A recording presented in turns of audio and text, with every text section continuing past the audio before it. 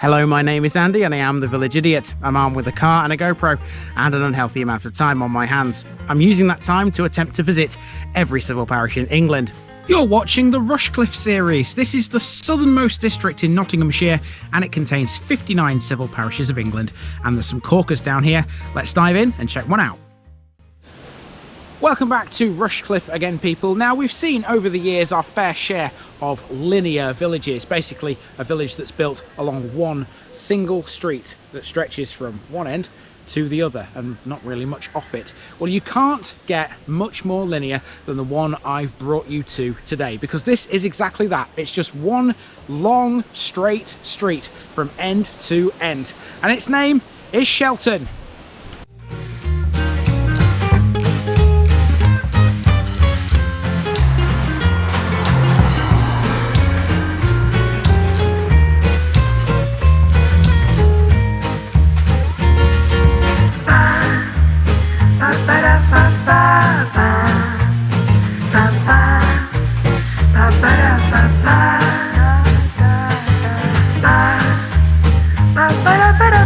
Here's my disclaimer for people who may be watching me for the first time. I say things as I would in my native accent and dialect.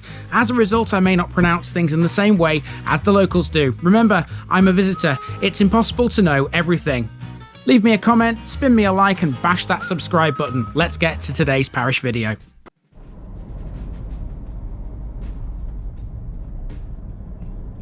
Shelton, Shelf Farm. This week in Rushcliffe, we're taking a look at one of the 7 villages in the country with the name of Shelton. 3 of them are in Bedfordshire, there's one in Norfolk, one in Shropshire, one in Staffordshire, and this one located just north of Thoroton in the eastern reaches of Southern Nottinghamshire. Of the 7, this one couldn't be much more linear if it tried. Almost the entire village is based around one central road. It's another village dominated economically by farming, and the surrounding land is of a high grade agriculturally. This pretty rural hamlet with just over 100 residents has a slightly different feel to the other attractive local villages we've visited recently. The countryside doesn't surround it, it forms part of it. In the summertime, it's not uncommon to see golden fields of newly cut wheat and other fields teeming with livestock. It's certainly a verdant little place. For the genealogists out there, 2 names are important here: Warburton and Wright. One of the Warburton family members, a staunch Civil War royalist, is buried in the church here. The Wrights lived at Shelton Hall and had connections to Italy. We'll learn a bit about them both, and a bit more too, as we wander through another lovely little Nottinghamshire village surrounded by all this gorgeous farmland. Let's go walking, people.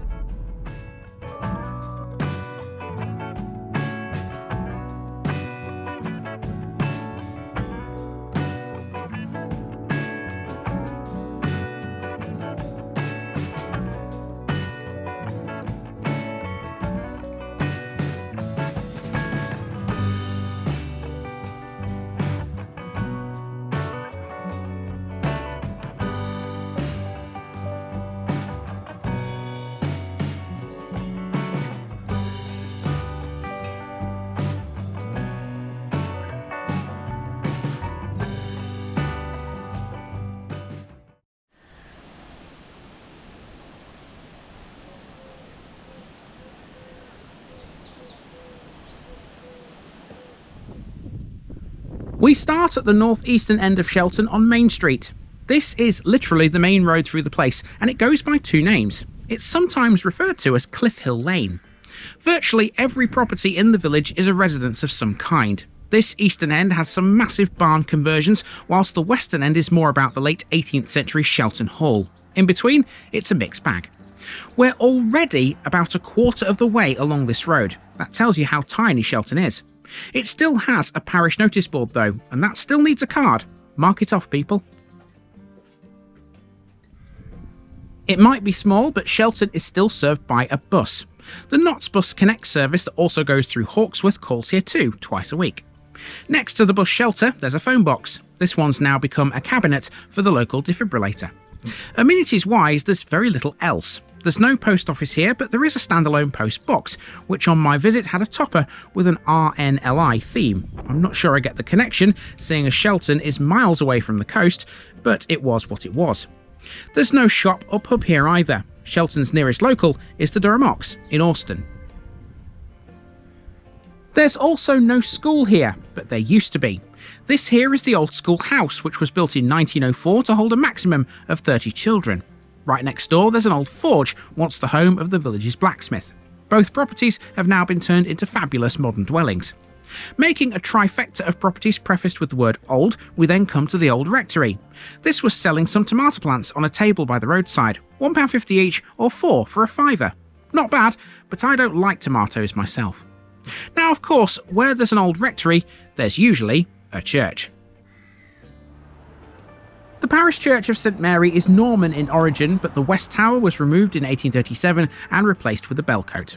Royalist Cavalier William Warburton was buried here in 1669. His coat of arms are carved into a stone on a pillar inside the church. The ancestral seat of the Warburton family is in Arley, Cheshire, but they have links to the area thanks to Robert Markham of Cotham, who married a Warburton girl. The war memorial in the churchyard here features just one name, bomb instructor Corporal Bertram Benjamin Johnson of the Sherwood Foresters, who died during World War I in 1918. To the west of the church is Shelton Hall, which dates from the late 18th century. This neat modern mansion was the seat of the Wright family. Colonel Francis Vere Wright, born in Scampton, resided here from 1891. He had connections to Italy, and in 1915 he held a garden party at the hall to raise funds for wounded Italian soldiers, 30 years after he fought in a war for a united Italy and lost 2 fingers. He also penned a book called The Broadsword as taught by the celebrated Italian masters. After the hall, civilization comes to an end. The road wanders off into the countryside. And of course, once you get to this point, you're then running off into the countryside. If you head that way, you're heading to the road that runs between Hawksworth and Sibthorpe, which is the one that's got the fishing lakes on, which you saw at the end of the Sibthorpe episode. So yeah, if you haven't seen those episodes, then they'll be linked in today's end screen. Now, Shelton should not be confused with Shelford, because there's a Shelford here in Rushcliffe as well. Not covered it yet, but it's on the banks of the River Trent. We will be doing that in the very near future. And also, if you're a WWE wrestling fan, you may have heard the name Shelton before, because there's a wrestler called Shelton Benjamin. And because this is a really short episode, I'm going to give you a little bit of information about the guy. So here's that to finish. Now, it's a really tenuous link, I know, but every time I hear the name Shelton, I instantly think of Shelton Benjamin. Born in 1975, he's an American professional wrestler. Although he's currently performing on the independent circuit, Benjamin is best known for his 2 runs with WWE from 2000 until 2010, and then again from 2017 to 2023. Benjamin hails from Orangeburg, South Carolina, where he began his career at Orangeburg Wilkinson High School before moving on to Lassen Community College in Susanville, California, where he became an NCAA champion. Benjamin was often seen during his time in WWE as part of a tag team, but he later proved himself to be a pretty good singles competitor too. He wasn't the most decorated of competitors when it came to championships, but his style was quick and exciting, with his awesome athleticism and college background often making him quite the spectacle for audiences. He's held the WWE's 24/7 Championship and the Intercontinental Championship 3 times each, and the United States Championship once. He's also been a 3-time tag team champion, twice with Charlie Haas as part of the world's greatest tag team, and once with Cedric Alexander. He's definitely considered a fan favourite, even though he did have a couple of heel runs, wrestling speak for playing the bad guy. I wonder what Mr. Benjamin would make of the village of the same name. To finish with, we're taking a drive along Longhedge Lane, part of the ancient trackway we mentioned back in the Scampton episode a long time ago. There's one last group of buildings along here that are worth a mention, Shelton Lodge Farm. This is owned by a company with a French name, Pret a Vivre. Even though this is a farm, they don't work the land here. Pret a Vivre make curtains, blinds and fabrics. They have 3 showrooms, all based in London, at Fulham, Islington and Notting Hill. Shelton Lodge Farm serves as their head office, and it's here where their products undergo their final checks and quality control before being sold on to customers. After the farm, Longhedge Lane crosses a familiar river, the Smite, which forms Shelton's southern boundary with Floorborough. We've only got that one left in this part of Rushcliffe now, so come back next week to see the final instalment of its northeastern reaches, with one last tiny village and a swathe of open, gorgeous farmland. Marvellous.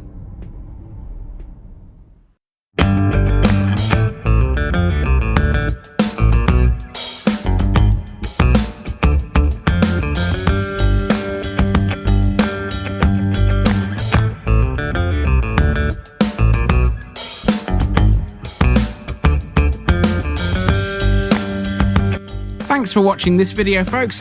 Don't forget to like this episode if you haven't already. It really makes a difference with YouTube. If you're new here, subscribe to the channel for more videos like this, and give us a share too if you've got friends who'd like it. You can find all the links to my social media accounts below, as well as my Buy Me a Coffee page where you can donate to the channel. Also, if you've enjoyed this episode, have a look at some more videos in this series. Until next time, I've been Andy, also known as the Village Idiot, and I'm out.